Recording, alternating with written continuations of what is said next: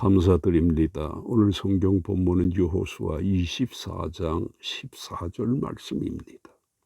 그러므로 이제는 여호와를 경외하며 온전함과 진실함으로 그를 섬기라. 너희의 조상들이 강 저쪽과 애굽에서 섬기던 신들을 치워버리고 여호와만 섬기라. 아멘. 오늘 본문 14절에서 여호수아가 이스라엘 백성들에게 여호와만 섬기라고 권하고 있습니다. 그래서 이 시간에는 여호수아의 권면에 대해 말씀을 하려고 합니다. 그러면 여호수아가 이 권면을 언제 한 것일까요? 이것에 대해 29절에서 눈의 아들 여호수아가 110세의 죽음에라고 합니다. 그러므로 여호수아의 여호와만 섬기라고 한 권면은 그가 임종을 앞두고 한 것이고, 따라서 여호수아의 이 권면은 이스라엘 백성들에게 유언한 내용이기도 합니다. 그런데 여호수아가 무슨 말을 한 끝에 이런 권면을 한 것일까요? 그것이 2절서부터 13절까지의 내용을 말한 다음에 14절의 권면을 한 것입니다. 2절에서 아브라함에 대해서 아버지 데라가 강 저쪽에서 거주하며 다른 신들을 섬겼으니라고 합니다. 아브라함이 선택받을 만한 아무런 것도 없었으나 하나님이 아브라함을 택하셨습니다. 그리고 그는 큰 민족을 이룰 수가 없었습니다. 그러나 하나님께서 그에게 이삭을 주셨습니다. 그리고 큰 민족을 이루어서 애굽에서 종살이하게 되었을 때에 하나님께서 모세와 아론을 보내셨고 애굽에 재앙을 내리십니다.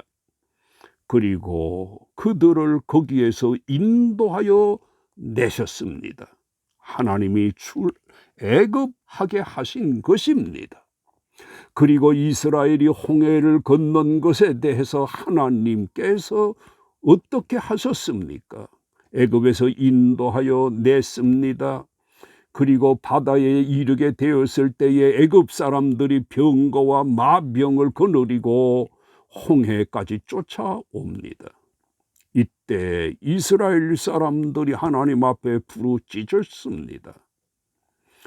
이때에 하나님께서 그 이스라엘과 애굽 사람들 사이에 흑암을 두고 바다를 이끌어 그들을 덮었습니다.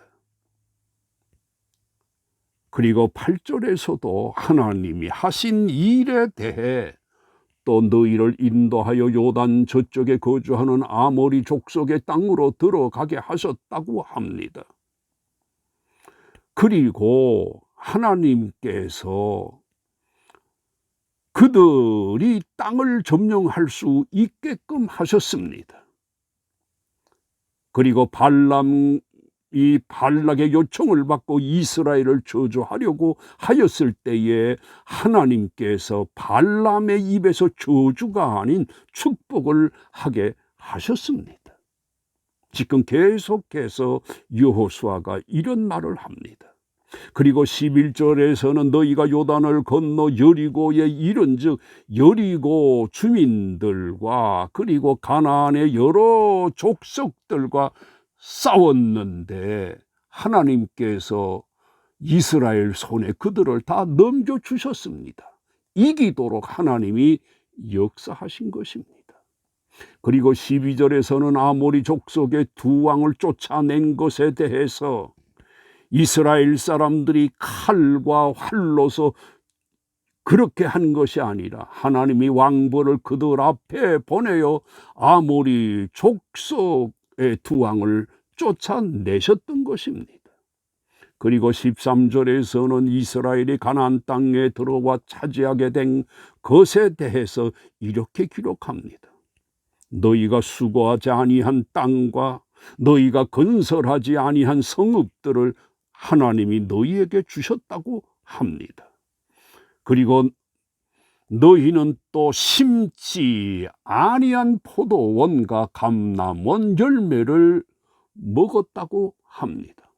여호수아가 하나님이 이스라엘에게 하신 이런 일들을 말한 다음에 14절에서 권면을 한 것입니다. 여호와만 섬기라는 권면한 것입니다. 우리가 이런 내용에서 볼 수 있는 것처럼 여호수아는 하나님이 이스라엘을 위해 역사하신 것을 꿰뚫고 있었음을 알 수 있습니다. 여호수아가 이렇게 권면한 결과 하나님의 역사를 말하고 권면을 한 결과가 어떻게 나타납니까? 여호수아의 권면을 들은 이스라엘 백성들이 뭐라고 합니까?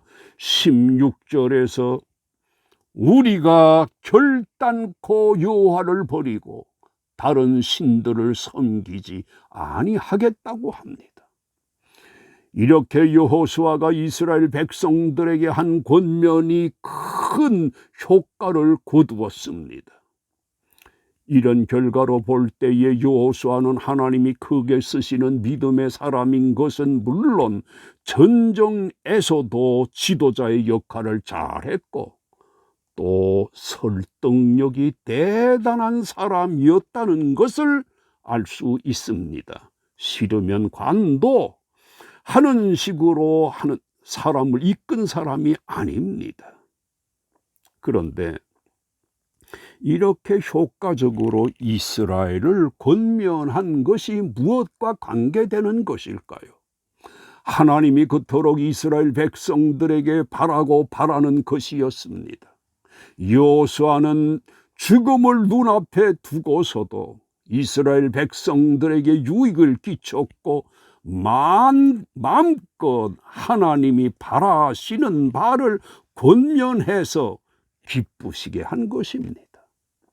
여호수아는 이렇게 눈을 감는 순간까지도 매우 훌륭하게 처신을 하였던 것입니다.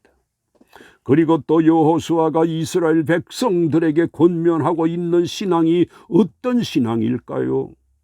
그냥 미지근하게 믿는 신앙이 아니라 최선을 다하고 성심을 다해서 믿으라고 한 것입니다. 그래서 14절에서 이렇게 말하고 있습니다. 여호와를 경외하며 온전함과 진실함으로 그를 섬기라. 너희의 조상들이 강 저쪽과 애굽에서 섬기던 신들을 치워버리고 여호와만 섬기라고 합니다. 미지근하게 믿지 말라는 것입니다. 버릴 것을 버리고 하나님만 섬기라는 것입니다. 이런 신앙에 대해서 이렇게 야고보서에서 말씀하시고 있습니다. 4장 4절에서 세상과 벗된 것이 하나님과 원수됨을 알지 못하느냐. 그런즉 누구든지 세상과 벗이 되고자 하는 자는 스스로 하나님과 원수되는 것이니라고 했습니다. 이처럼 신앙은 구약 시대나 신약 시대에도 동일한 것입니다. 그리고 또 여호수아가 이스라엘 백성들에게 요구하는 바가 무엇이었습니까? 14절에서 너희 조상들이 강 저쪽과 애굽에서 섬기던 신들을 치워버리고 여호와만 섬기라고 합니다. 이 말에서 볼 수 있는 것처럼 여호수아는 이스라엘 백성들이 그 조상들보다 훨씬 좋은 믿음의 사람이 되기를 바랬던 것입니다. 조상들이 했던 것을 치워버리고 라고 했습니다. 조상들보다 훨씬 더 좋은 믿음의 사람이 되기를 바랬던 것입니다. 이것은 어느 시대를 막론하고 바람직한 것입니다. 갈수록 좋아지고 갈수록 더 나아지는 신앙이 되어져야 합니다. 나보다도 내 자녀가 더 훌륭한 믿음의 사람이 되어야 합니다. 토입니다. 우리가 제일로 여기는 것이 무엇입니까? 다 하나님 아래 두어야 합니다. 하나님 섬기는 것을 제일로 여기고 살아야 합니다. 주님은 이런 말씀하셨습니다. 누가복음 18장 8절에서 내가 너희에게 이르노니 하시면서 인자가 올 때에 세상에서 믿음을 보겠느냐 하셨습니다. 참 안타까운 일입니다. 오늘 우리는 주님이 오실 때에 착하고 충성된 종아, 칭찬 듣는 사람이 되되 믿음 없는 사람이 되지 말 것입니다. 아멘.